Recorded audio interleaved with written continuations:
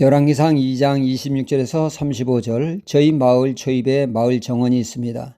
야트막한 산 밑에 있는 밭에다 각종 꽃을 심고 꽃밭을 일구었습니다. 한편에는 물레방아도 있습니다.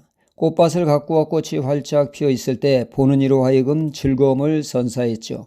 마을 정원을 가꾸기 위해서 꽃을 심고 잡초를 제거하는데 마을 주민들이 이른 아침부터 구슬땀을 흘렸습니다. 어느 날 그 주민들이 모여 꽃밭을 가꾸면서 도란도란 이야기를 나누게 되었죠. 그때 저에게 한 분이 이런 말을 했습니다.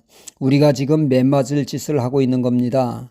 아니, 꽃밭을 아름답게 만드는 것이 상받을 일이지 맨맞을 일인가 이해가 되질 않았습니다. 그는 말합니다. 우리나라가 잘 살아보세 하며 새마을 운동을 하던 때를 생각해 보라는 겁니다.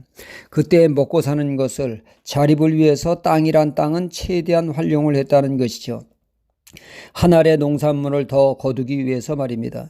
그 당시 논둑도 그냥 놔두지 않았다는 얘기죠. 논둑에까지 콩을 심었습니다.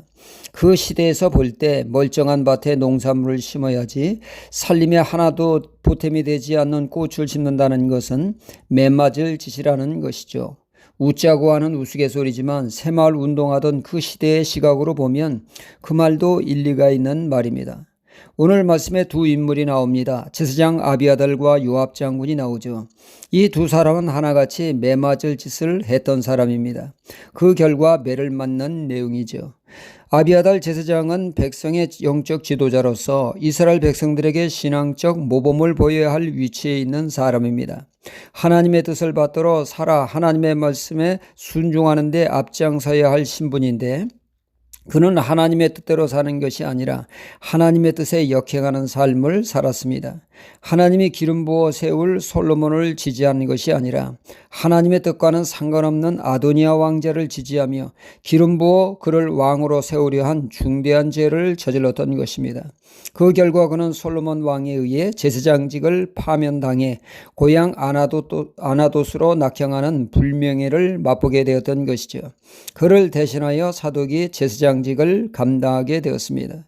다윗 당시 제사장이 둘이었습니다. 사독과 아비아달이죠.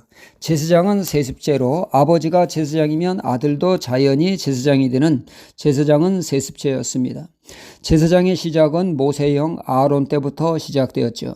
아론에게는 네 아들이 있었습니다. 나답, 아비후, 엘르아살, 이다말입니다.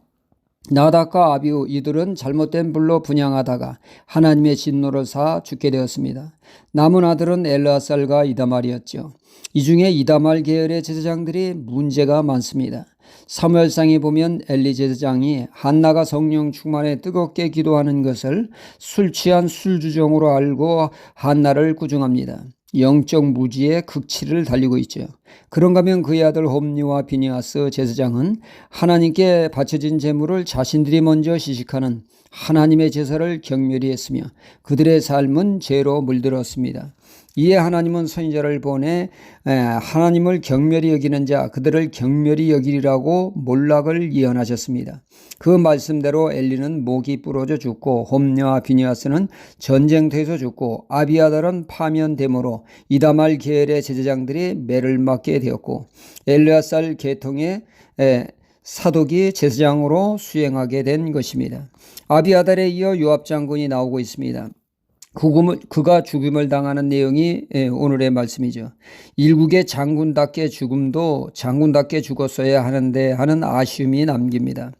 이스라엘의 왕비 중에 이세벨 왕비가 있습니다. 이세벨은 아합 왕으로 하여금 바알 우상 숭배하도록 한 장본인이며 이스라엘 전국을 바알로 도배한 지독한 바알 우상 숭배자였죠. 또 하나님의 종 엘리야를 죽이고자 혈안이 된 하나님의 대적자였습니다. 아합 왕이 원하는 농지를 얻기 위해 선량한 나봇을 죽이는 일을 서슴지 않았습니다. 이 악행에 이세벨은 처참한 죽음을 맞이하여 개가 그 시신을 뜯을 것이라는 말씀이 있었습니다. 그 말씀대로 예후가 집행하기 위하여 이세벨에게 왔을 때 이세벨은 자신이 죽을 것을 알고 이세벨은 화장을 하고 왕비다운 품격을 유지하고 죽음을 맞이했습니다. 비록 죄악 가운데 살았지만 왕비답게 죽었다는 얘기죠. 이에 비해 요압 장군은 살기 위해 발버둥을 칩니다. 안쓰럽기 짝이 없습니다. 그가 한 짓은 하나님의 뜻에 역행하는 삶으로 매맞을 짓만 했고 생명을 부지하기 위해 생명을 구걸하는 참 안쓰러운 모습을 보입니다. 그는 장군답게 죽지 못한 모습으로 이 세상을 떠나게 되었습니다. 우리는 하나님 앞에 매맞을 짓을 하는 삶이 아니라 하나님께 인정받고 은혜받는 삶을 위해 늘 하나님의 뜻에 합당한 삶을 살아 착하고 충성된 종이라 인정받는 하나님의 사람이 되어야겠습니다. 할렐루야.